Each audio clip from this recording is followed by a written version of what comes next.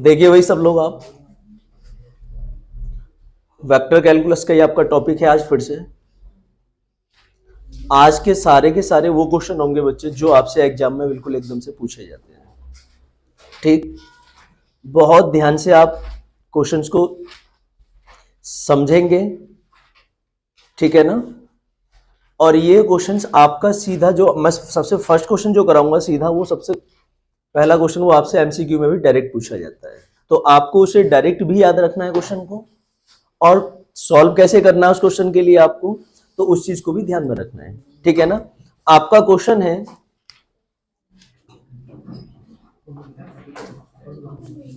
Divergence grade 1/r = 0। ये आपके पास question दे रखा है। अब देखिए, एक मिनट बात सुनिए सभी लोग ध्यान से। आपके पास डाइवर्जेंस ग्रेड 1/r = 0 दे रखा है। इसका आंसर आपको डायरेक्ट भी याद रखना है कि सीधा आंसर क्या होता है इसका, आपका 0 दे रखा होता है। बात क्लियर है। अब देखिए सब लोग ध्यान से,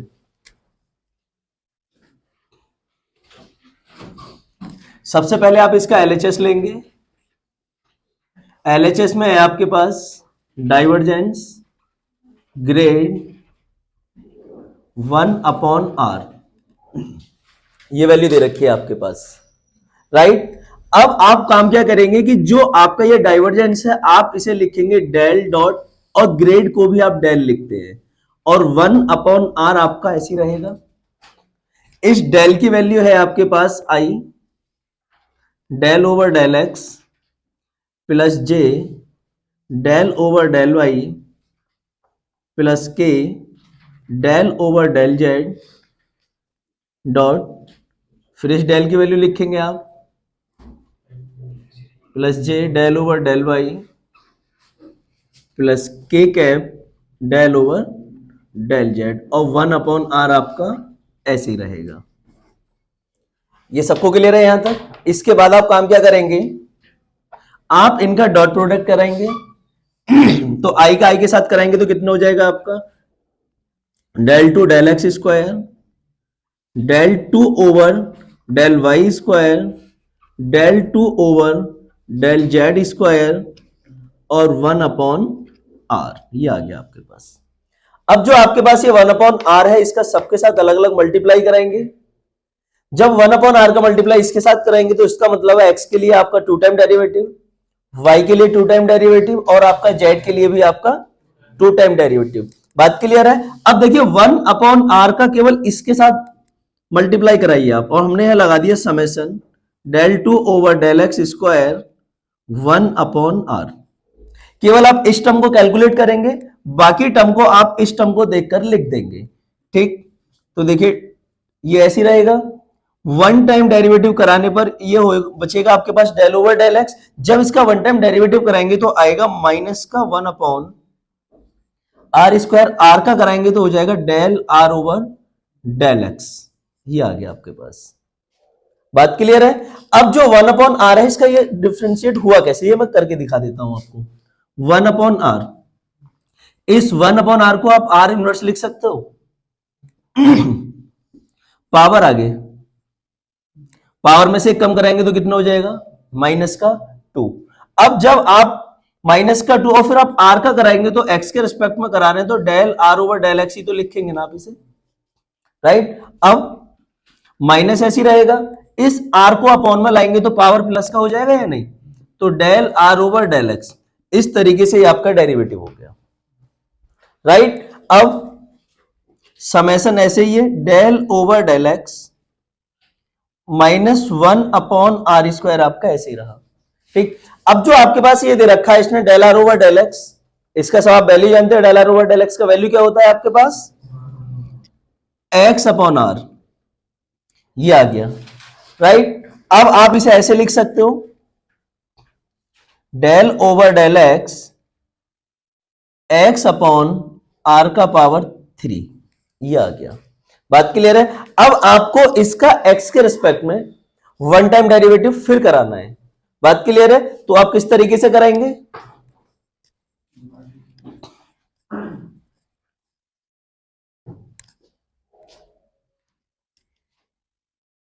देखिए आपका समेशन ऐसे ही, जब अब आप इसका वन टाइम एक्स के रिस्पेक्ट में डेरिवेटिव कराएंगे तो अब इसमें लगाएंगे आप डिवाइड रूल।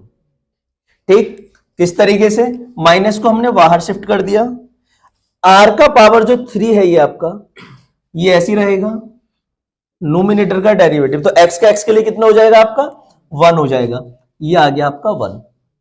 बात क्लियर है। फिर बीच में आपका माइनस एक्स आपका ऐसे ही, आर के पावर 3 का कराएंगे आप तो हो जाएगा आपका 3 आर स्क्वायर और आर का हो जाएगा del are over del x upon r का पावर 6। क्यों, क्योंकि आप इसका स्क्वायर करेंगे, ठीक है ना, तो आर का पावर 3 है, इसका स्क्वायर करेंगे तो कितना हो जाएगा, आर का पावर 6 हो जाएगा।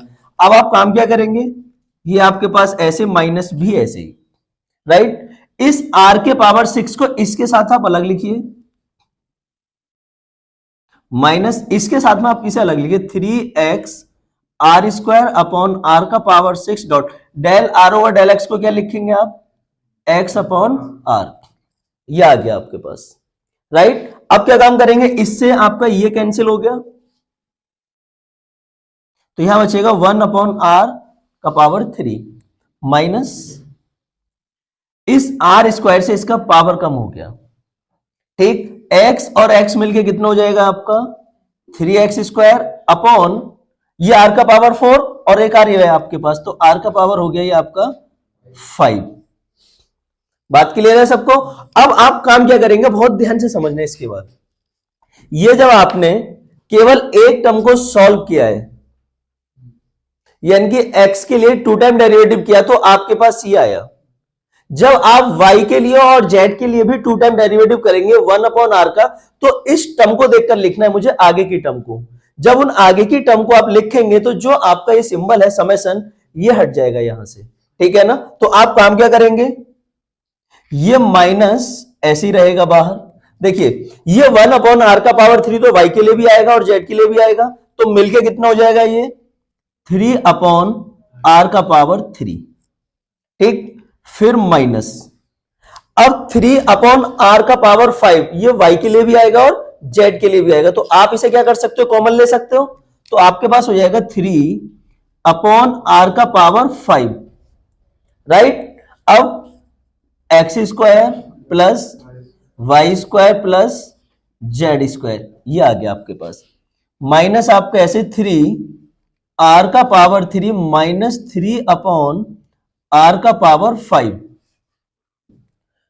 इसे क्या लिख सकते हो आप आर स्क्वायर, राइट। इस आर स्क्वायर से इसका पावर कम हो गया, ठीक है ना, जब इसका पावर कम हो गया तो देखो ऊपर लिखते हैं हम यहां से आंसर इसका, तो हमारे पास हो जाएगा minus 3 upon r cube minus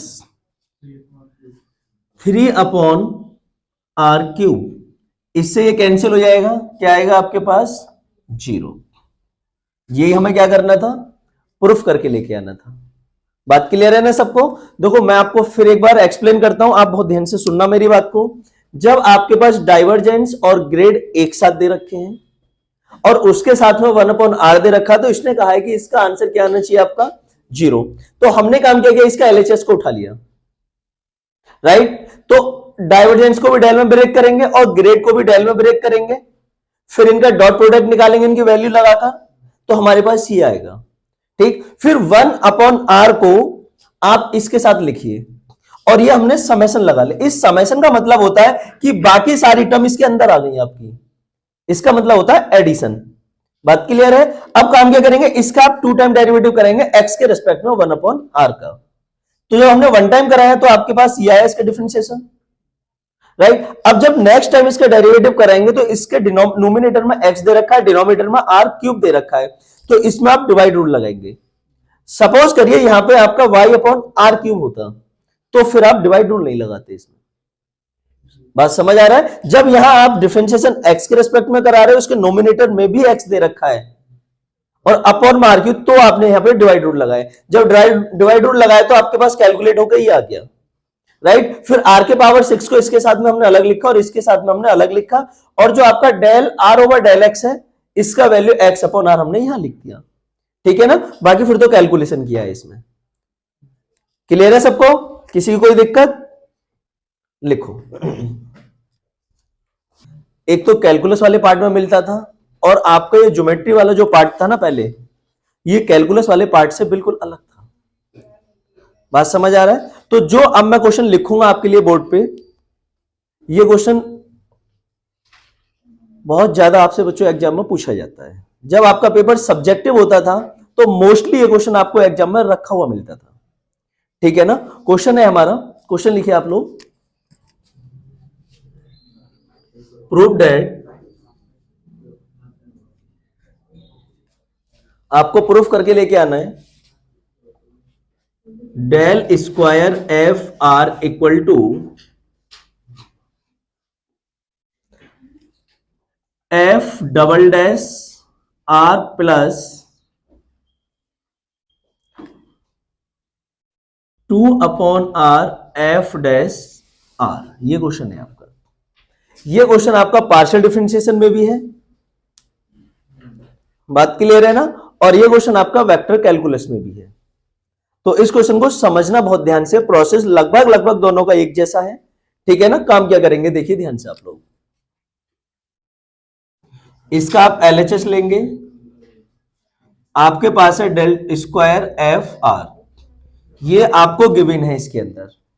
बात क्लियर है? जब आपके पास इस तरीके से लिखा है ना डेल स्क्वायर, तो आप इसे डायरेक्टली ये लिख सकते हो del 2 over del x square, del 2 over del Y square, del 2 over del Z square.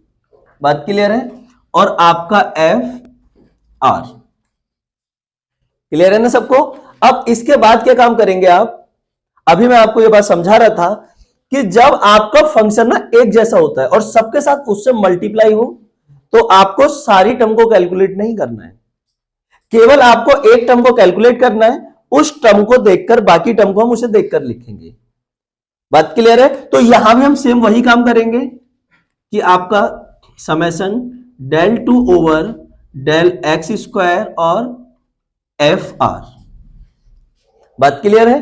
अब इसके बाद काम क्या करेंगे? एक्स के रेस्पेक्ट में कितने टाइम डेरिवेटिव कराना है आपको? 2 टाइम डेरिवेटिव कराना है। तो जब 1 टाइम डेरिवेटिव कराएंगे तो पहले होगा एफ, इट मींस फंक्शन का, तो फंक्शन का कितना हो जाएगा? F dash r. जब आर का कराएंगे तो कितना हो जाएगा? Del are over del x. यहां तक कोई दिक्कत? अब इसके बाद में आपको क्या काम करना है? ये सिग्मा ऐसे ही आपका, डेल ओवर डेल एक्स भी ऐसे ही, और आपका एफ डैश आर भी ऐसे ही रहेगा।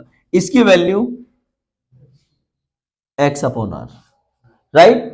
इसके बाद डेल ओवर डेल एक्स आपका 1 टाइम ऐसे ही, इसे आप इस तरीके से लिखिए f dash are upon r dot x. इस लाइन का डेरिवेटिव कराते हुए आपको बहुत ध्यान रखना है, इस चीज को ध्यान रखना है। हमारा मोस्टली क्वेश्चन यहीं से गलत होता है। ठीक है ना? इसलिए देखो मैं यहां डबल टिक कर देता हूं, जिससे आप जब रिवीजन करेंगे तो आपको ये याद रहेगा कि इस लाइन पे डबल टिक क्यों किया था हमने। बात क्लियर है ना? तो आप काम ये करेंगे कि जब इसका डेरिवेटिव कराएंगे तो इस पूरे को मिलाकर हमने फर्स्ट कह दिया और इसे आपने सेकंड कह दिया। ठीक, फर्स्ट को हमने ऐसी रखा डॉट, सेकंड का डेरिवेटिव, तो एक्स का एक्स के रेस्पेक्ट में डेरिवेटिव कितना होगा? 1। फिर आएगा आपका प्लस। ठीक, अब जो सेकंड है एक्स, इसे हमने ऐसे रखा, राइट? अब जब आप फर्स्ट का इसका डेरिवेटिव कराएंगे तो आप इसमें लगाएंगे डिवाइड रूल। बात क्लियर है? तो आपका ये एफ आर ऐसे ही रहा, नोमिनेटर का डेरिवेटिव तो एफ डैश का डबल डैश हो जाएगा, आर का कराएंगे तो del are over del x और माइनस, राइट? अब एफ डैश आर आपका ऐसे ही, और आर का कराएंगे del are over del x, it means denominator का कराएंगे जब आप, और अपॉन आर स्क्वायर, ये आ गया आपके पास। ठीक है ना? जब आपने इसका डेरिवेटिव कराया बच्चों,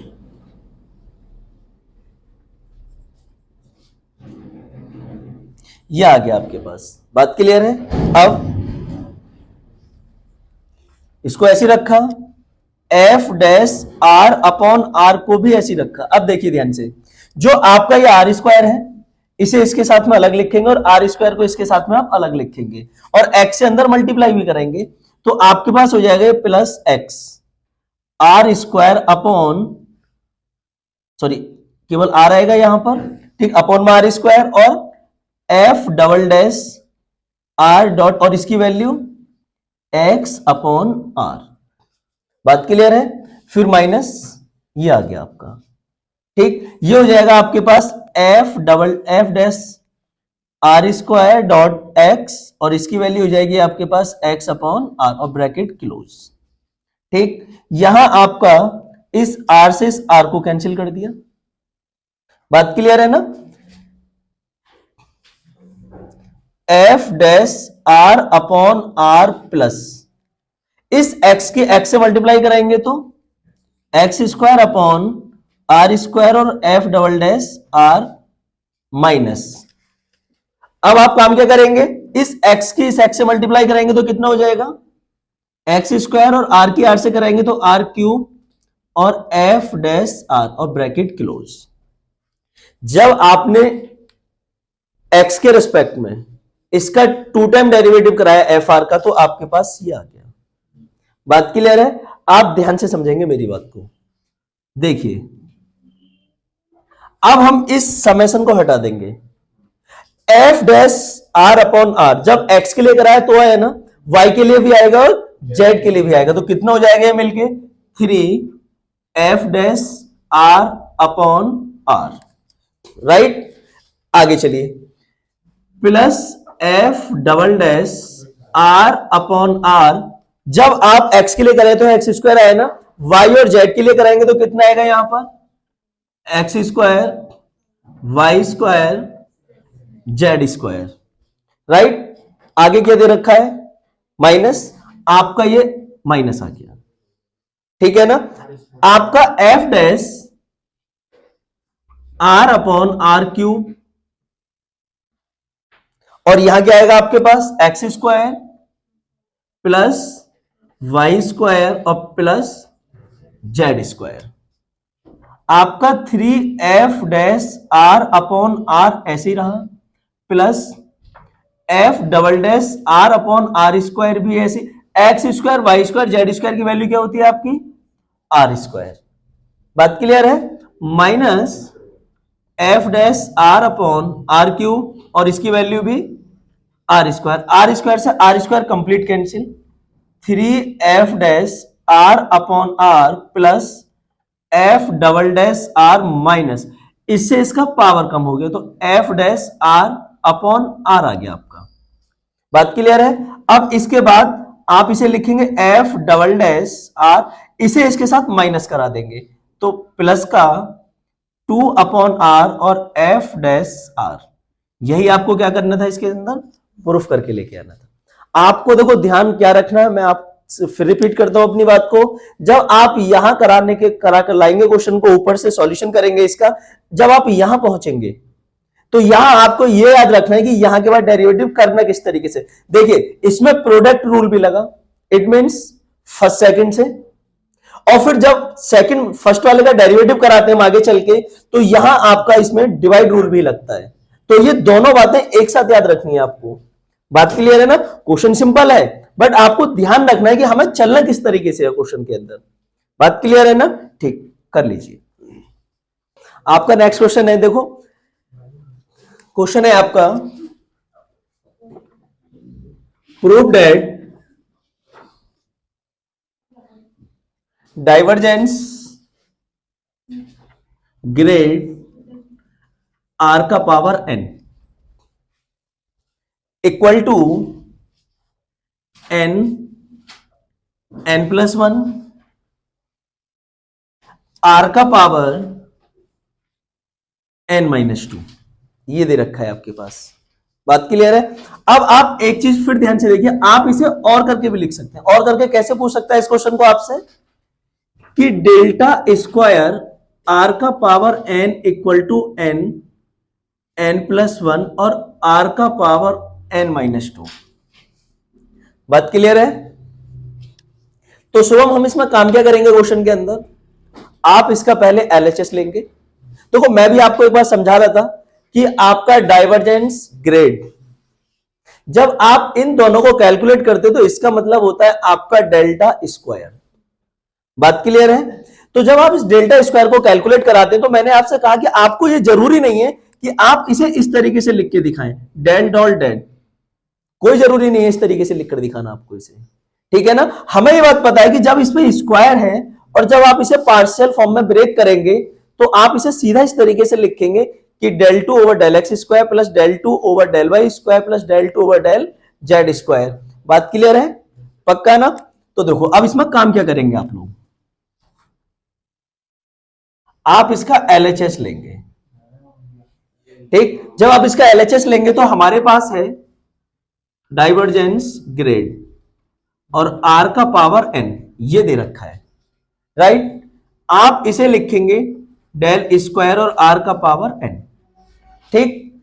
इसकी value del two over del x square, del two over del Y square, del two over del Z square और आर का पावर एन, ये आपको इसकी जगह ये लिखा हमने, और आर का पावर। अब देखो मैं आपको फिर बात रिपीट करता हूं अपनी, जब हमारे पास सेम फंक्शन होगा डिफरेंशिएशन कराने के लिए, चाहे हम x के रिस्पेक्ट कराएं, चाहे y के रिस्पेक्ट में कराएं, और चाहे हम उसे z के रिस्पेक्ट में कराएं, बात क्लियर है? तो हम उसे तीनों के साथ अलग अलग डिफरेंशिएशन कराकर नहीं दिखाएंगे, करेंगे तीनों के लिए, बट उसे लिखकर शो करने की जरूरत नहीं है आपको। आप केवल एक टर्म का कैलकुलेशन कराइए, उस एक टर्म के कैलकुलेशन से आप बाकी आगे की टर्म को उसे देखकर लिखना है। हमें हर क्वेश्चन में यही काम करना है। इससे सबसे फर्स्ट क्वेश्चन जो मैंने कराया उसमें 1/r था, तो सबके साथ 1/r से होनी थी मल्टीप्लाई, बात क्लियर है ना। इस उससे बाद वाले क्वेश्चन में आपका फंक्शन था एफ आर, तो सेम था तीनों के लिए, इसमें है आर का पावर एन, बात क्लियर है। जब ये आर का पावर एन है तो इनका तीनों के साथ मुझे मल्टीप्लाई कराना है, तो केवल मैं एक टर्म के साथ कराऊंगा और उसी से कैलकुलेट करेंगे आप लोग, बात क्लियर है?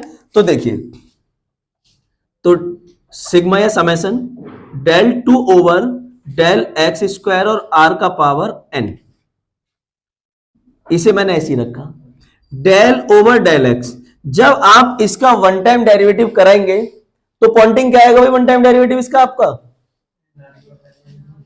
वेरी गुड, यानी कि पावर आगे और इसमें से एक कम। जब आप आर के रिस्पेक्ट में आर के लिए कराएंगे एक्स के रिस्पेक्ट में, तो del are over del x और ब्रैकेट क्लोज, राइट। अब del over del x N r का power n minus one, del are over del x, तो इसकी जगह आप लिखेंगे एक्स अपॉन आर, ये आ गया आपके पास, ठीक। फिर del over del x N, R जब इसके साथ जाएगा तो पावर माइनस हो जाएगा ना, तो आर का पावर एन माइनस टू और डॉट एक्स, इस एन को बाहर निकाल लीजिए आप, आपके पास हो गया एक्स डॉट आर का पावर एन माइनस टू।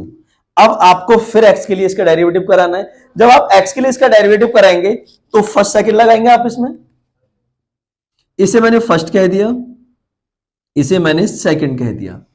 जब प्रोडक्ट रूल से आप फर्स्ट सेकंड लगाकर डिफरेंशिएशन कराते हैं तो आप किसी को भी फर्स्ट और किसी को सेकंड मान सकते हैं। ऐसा जरूरी नहीं है कि आपको इसी को फर्स्ट और इसे सेकंड, आप इसे फर्स्ट और इसे आप सेकंड कह सकते हो, बात क्लियर है ना। अब इसके बाद काम क्या करेंगे आप, एन आपका ऐसी रहा, फर्स्ट को हमने ऐसे लिख के छोड़ा, सेकंड का डेरिवेटिव, तो इसकी पावर आगे, ठीक। पावर में से एक कम करेंगे तो एन माइनस थ्री, ये केवल इसकी पावर का हुआ। अब आप आर का कराएंगे तो del are over del X, बात क्लियर है। आगे चलेंगे प्लस सेकंड ऐसे ही, राइट। अब जब आप इस x का कराएंगे तो x का x के लिए कितना हो जाएगा, वन, उसे लिखने की जरूरत नहीं है, ये आ गया आपके पास सेकंड टाइम डेरिवेटिव। अब इसे कैलकुलेट करेंगे आप,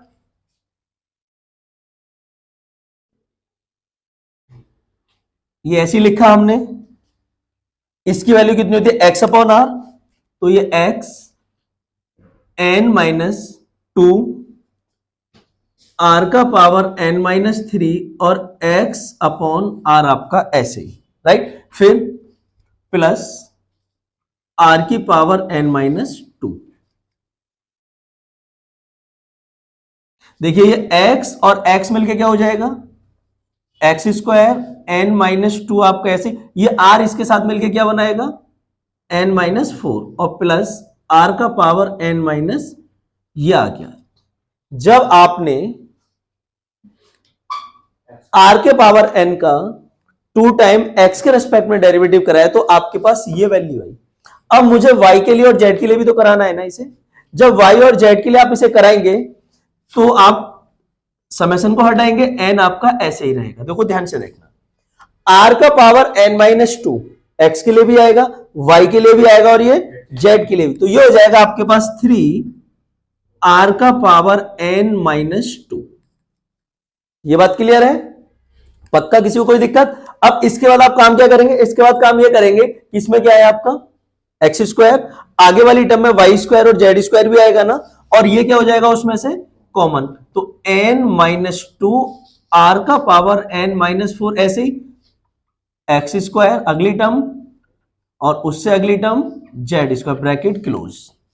आपका ये n ऐसे ही रहा, राइट। 3 r का power n minus 2 plus n minus 2 r का पावर n माइनस 4, राइट। अब आपका X square plus Y square plus Z square की जगह क्या लिख सकते हैं आप यहां से आर स्क्वायर, ये आ गया आपके पास, ठीक। ये आपका n ऐसे ही रहा, 3 r का पावर n माइनस 2 आपका ऐसे ही प्लस n माइनस 2। बात क्लियर है। इसमें से इसे क्या करेंगे, कम करेंगे, यानी कि बेस इन तो पावर ऐड तो माइनस का और ये प्लस तो माइनस ही होगा आपका, तो हो जाएगा r का पावर n माइनस 2। अब r का पावर n माइनस 2 आप बाहर कॉमन निकाल लीजिए, आपके पास बचेगा 3 प्लस n माइनस 2, ये n r का पावर n माइनस 2 ऐसे, इसे जब सॉल्व करेंगे तो कितना आएगा ये n प्लस 1। आप इसे सीक्वेंस में लिखिए n प्लस 1 r का पावर n माइनस 2, और यही मुझे क्या करना था, प्रूफ करके लेके आना था।